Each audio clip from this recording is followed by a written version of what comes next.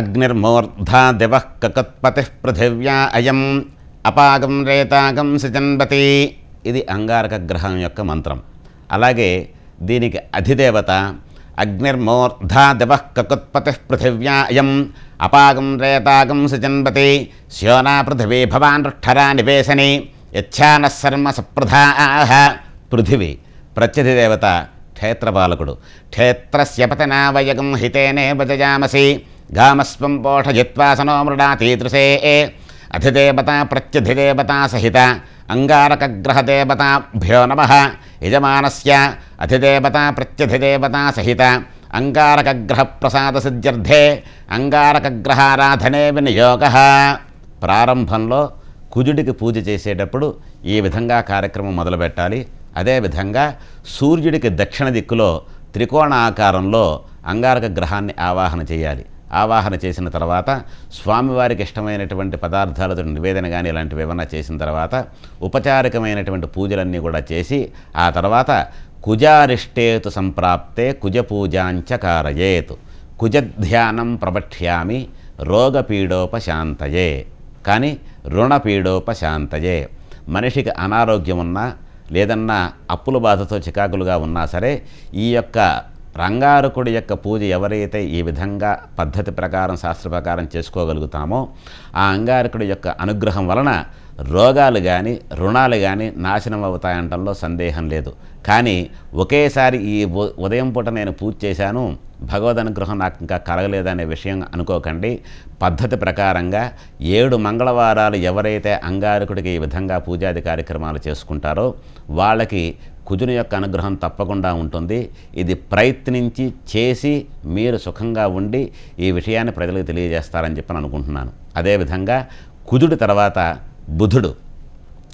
ఉద్భుజ్యస్వాగ్నే ప్రతిజాగృహ్యేన మిష్టాపూర్తే సకంసజేధామజంచ పునః కృణ్వగ్గుస్త్వా పితరంజవానమన్వాతాగం సేత్వయితంతుమేతం. ఇది బుధగ్రహ మంత్రం. అదేవిధంగా బుధుడికి అధిదేవత ఓం సహస్రశీర్ష పురుష సహస్రాక్ష సహస్రపాత్ సభూమిం విశ్వతో వృత్వా అత్యతిష్టదశాంగులం ఇదం విష్ణుర్విచక్రమే త్రేధానతతే పథం సమూఢమస్య భాగం శిరే అధిదేవత ప్రత్యధిదేవత సహిత బుధగ్రహదేవతాభ్యో నమః. అలాగే అధిదేవత విష్ణు ప్రత్యధిదేవత సహస్రపురుషుడు. ఈ విధంగా బుధారిష్టేతు సంప్రాప్తే బుధ పూజాంచ కారయేత్. బుధధ్యానం ప్రపఠ్యామి బుద్ధిపీడోపశాంతయే. ప్రజ్ఞ ఎవరికైతే మేధస్సు అనేది తక్కువగా ఉంటుందో విద్యార్థి సంబంధమైనటువంటి వాళ్ళు కానీ వ్యాపారపరమైనటువంటి సంబంధం ఉన్నవాళ్ళు కానీ బుధుని యొక్క ఆరాధన చేయటం వలన అధిదేవత ప్రత్యధిదేవత సహిత బుధగ్రహునికి ఎప్పుడైతే ఈ యొక్క పూజాది కార్యక్రమం చేసుకుంటారో వాళ్ళకి వ్యాపారపరంగా అలాగే ఆ బుధుని యొక్క అనుగ్రహం వలన సర్వదా అన్ని అరిష్టాలు కూడా తొలగి బుధుని యొక్క అనుగ్రహం కలుగుతుంది. బుధుడి యొక్క అనుగ్రహం ఉంటే వ్యాపార విషయంలో ఎప్పుడూ కూడా అవినాభావ సంబంధమైనది ఏమాత్రం లేకపోయినా సరే తెలియనటువంటి వ్యక్తి వల్ల కూడా వ్యాపారాభివృద్ధి ఎంతో సమగ్రంగా చక్కగా నెరవేరుతుంది.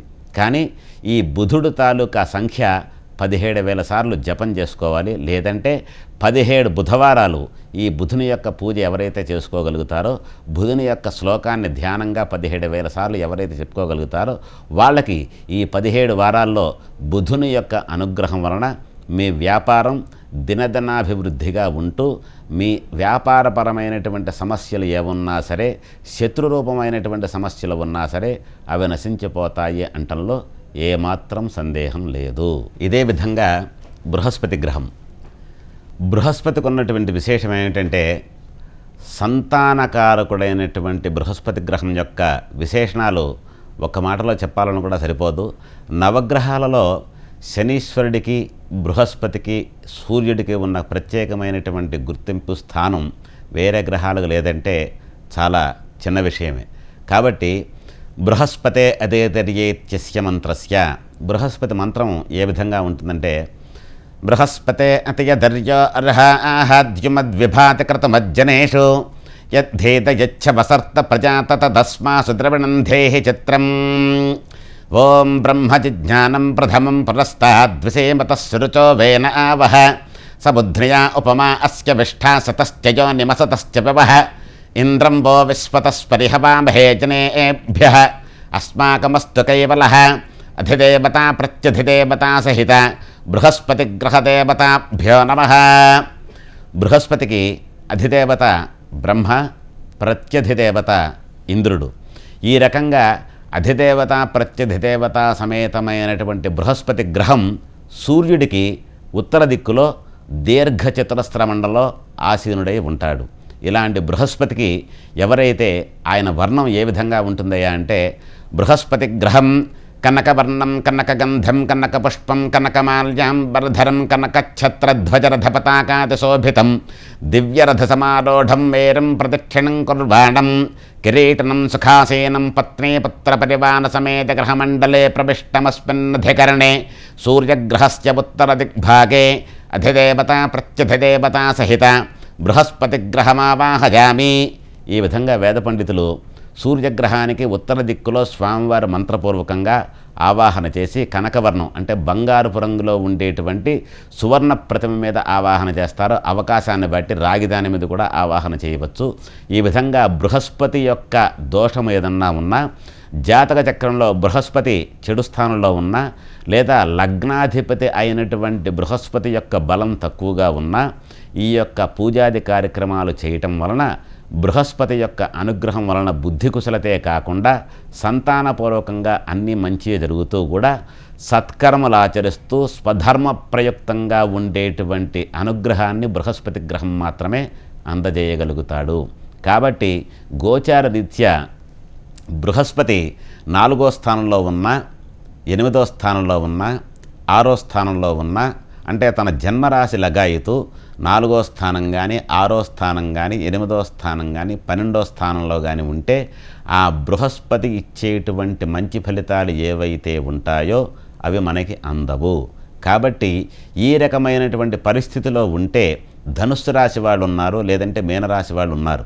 ఇలాంటి వాళ్ళకి ఈ రాశ్యాధిపతి అయినటువంటి బృహస్పతికి 16,000 సార్లు 16 గురువారాలు కానీ, లేదా 16,000 సార్లు ఈ యొక్క మంత్రజపం కానీ, లేకపోతే నవగ్రహాలయంలో ఉండేటువంటి ఆ ధ్యాన శ్లోకాన్ని 16,000 సార్లు ఎప్పుడైతే సక్రమంగా రోజుకింత సంఖ్య అని చెప్పిననుకొని, లేదా గురువారం ఇంత సంఖ్య అనుకొని చేయగలుగుతారో ఆ బృహస్పతి యొక్క అనుగ్రహం వలన ఆర్థికపరమైనటువంటి ఇబ్బందులనేమన్నా ఉంటే అవి తొలగిపోవడమే కాకుండా ద్వితీయ స్థానంలో గోచార రీత్యా బృహస్పతి అనే గ్రహం ఉంటే ఎంత ధనాన్నైతే ప్రసాదిస్తాడో అంతటి సిరి సంపదల్ని ఈ బృహస్పతి అనే గ్రహం వలన మనిషికి చేకూరుతాయంటంలో ఏమాత్రం సందేహం లేదండి.